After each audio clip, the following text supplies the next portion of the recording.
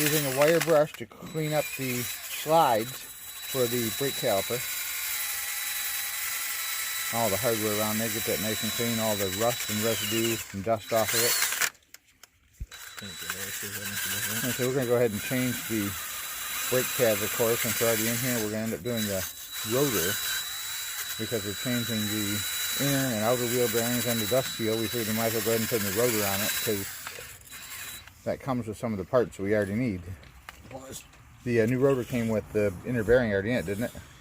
Not the inner bearing, but the inner races. Oh, okay. Oh, okay. Yeah, but okay. That way we don't have to worry about pressing the old racing bearing out. And the old bearing is in there still. This rotor doesn't look that bad, does it? Rotor's not bad, but there's the seal and there's the old bearing in there.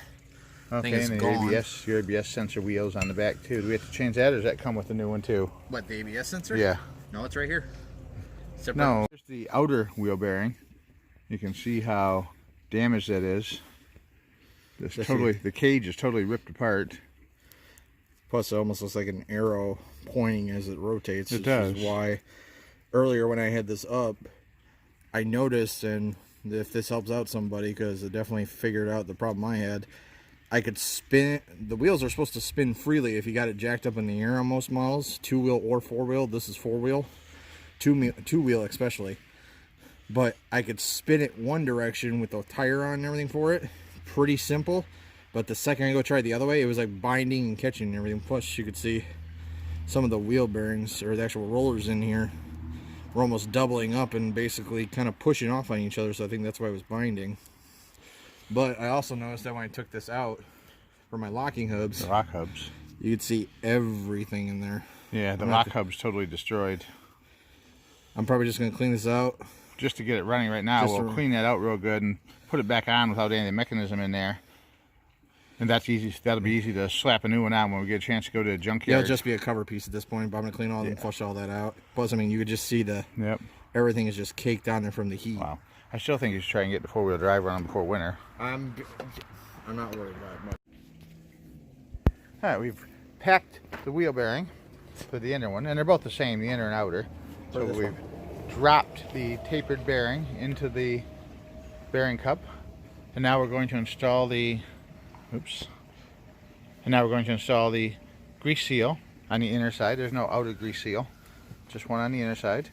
And once this is in place, we can slide the rotor assembly back over the steering knuckle and spindle. Just tap it, right? And we're just going to gently tap it. You could put a wooden block or something around it to make sure it doesn't get damaged or dented. That wooden piece. What's that? That wooden piece that came with the rotor? So we could do that, yeah. Let's do that. All right, a little light tapping with the hammer. Actually, you know what we could have used would have been a little bit safer. It would have been the plastic hammer that I bought at the flea market last week. Oh, well. That would have been nice to use with it, but damage is done now. Yep, there's no damage at all. It's not bent or dinged or anything. Not damaged, poor choice of words. So, it's good. Now we're just going to remove all the grease off it, which I thought he already did. With magic foaming brake clean. It's just, I don't have brake clean, alright? We're using engine degreaser because we don't have any brake clean. And that's the best thing. Alright, I'm just going to slide it into place until it seats all the way on the back lip.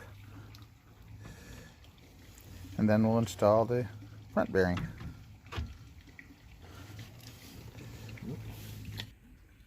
Alright, a plastic hammer is a nice tool to have when you're doing things like this because you can tap on metal without damaging it.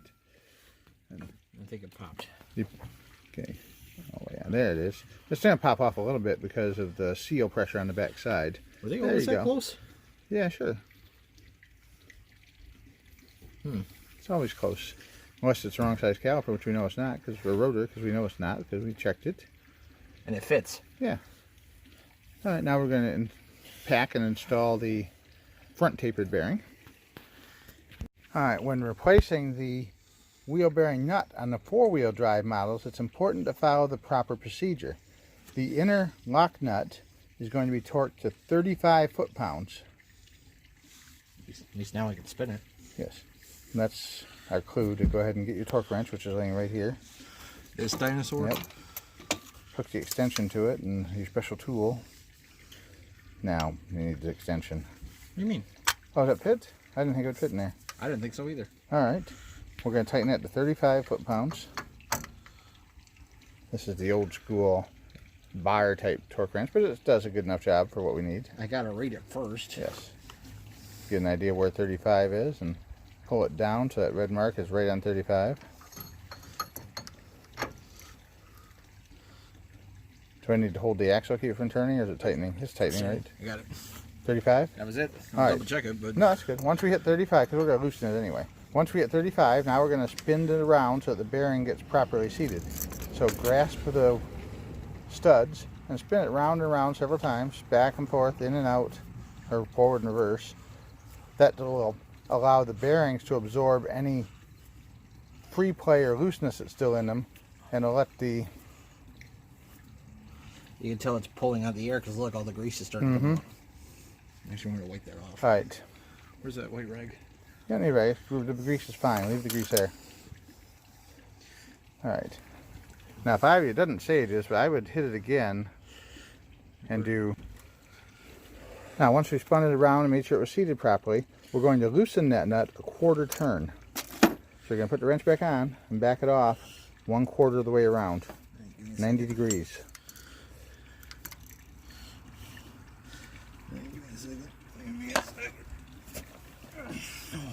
Much better. So if we start the wrench straight up and down in the 12 o'clock position, we're going to move it back to the 9 o'clock position. Or if we start in the 3 o'clock, we'll move it back up to 12 o'clock. That way. Yeah. All right, get an idea where you're at. And you're going to go just 90 degrees. So basically, if this is at 12 o'clock, so you need to go where it hits 9 o'clock. It'll be a little bit past straight up and down. Right there. There. Yep. Now get the torque wrench back again. I can see why you want me to use the torque wrench. Yeah, we didn't have to switch back and forth. We should be using an inch-rated torque wrench for this because it says to do it to 16 inch-pounds. But 16 inch-pounds is like 2 pounds. 1 1/3 foot-pounds. So if you can get about 1 1/2, 1 1/3 to 1 1/2 foot-pounds on the gauge, maybe even 2 just to be safe, we should be okay. So how much? 2 foot-pounds. Once we're at the right torque for the inner nut, we install the thrust washer with a little tab down in the groove on the spindle, and then the outer lock washer, he's putting that on right now, and we're going to torque that to 30 foot-pounds.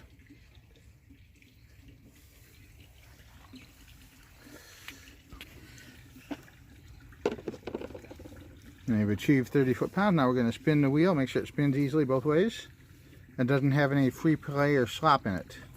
Try and like grab the outer edges of the rotor and see if there's any free play. Not really. Isn't there supposed to be a little bit? Very little, like a 1/16 of an inch or 2/16 of an inch, something like that. I don't even feel that. Good. Good. Well, wait a minute. I felt it there slightly for a second. A little tiny bit of free play is okay. I think we're good. Check. Push. Now we've got to put the outer thrust washer onto the stub axle, and the put it down here where I can see it in the camera. The outer thrust washer goes over the stub end of the axle to be followed by a spring clip, like a C-clip. There is an inner and outer on this though. Is there? Yeah. One side's completely flat, the other side it looks like it has a bezel. Okay. So if I remember right, I want to say the bezel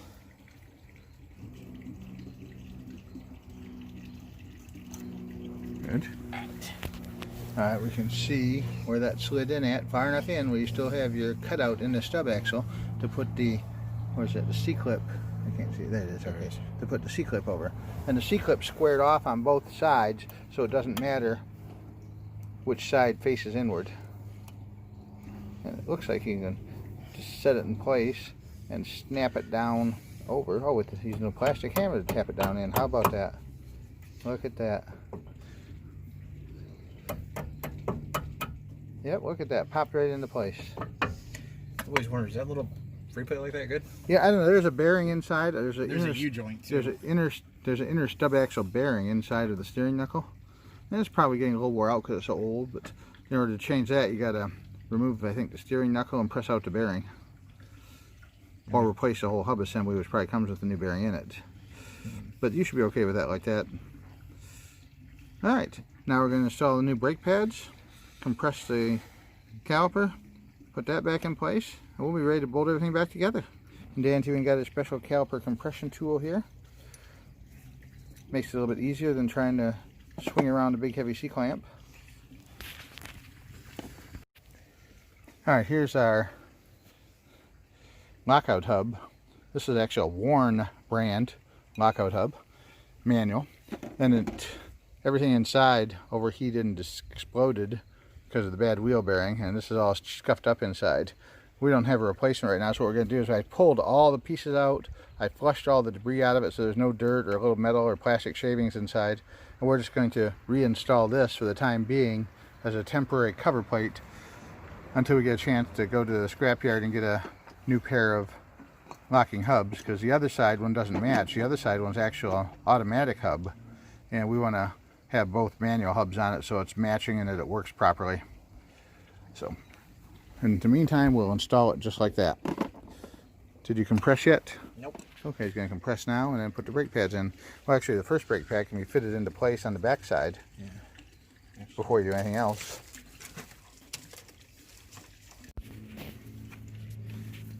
Alright, we just reinstalled the brake pads and tapped the caliper retainers into place. We love these old style Ford old school caliper retainer clips. They slide right in. There's no bolts to break off or odd size hex head to get. It's just tap it out with a punch or a screwdriver and you're good to go. There's the old one. They're easy to clean up and lube, or like I say, they're cheap to buy new ones. It's a super great way to do it. These ones aren't too bad. I think I might just hold on to these and just clean them up in case we need them for another car. For an emergency, because you got to order these and these take like a day to get. But the best part is, it rolls both ways easily and doesn't have any free play in it. So yeah, it was an easy job. We thought it was going to be really hard. The hardest part was getting the inner nut off because it had been kind of like heat welded itself on there, and we may have over torqued it last time we changed this wheel bearing, which might have caused its premature failure. So when you're doing this, make sure you get that inner one down to that 16 inch-pounds and keep it from being too tight. That'll save the life of the bearing. Alright, all we got left to do now is the wheel tire and the what do you call it, the hub cover, right? Yep. Here's the hub, the lockout hub. Yeah, pretty good. Really good. Probably doesn't even have to slide in any particular way now because it's not going to be grabbing anything. Does that matter with anything? Nope.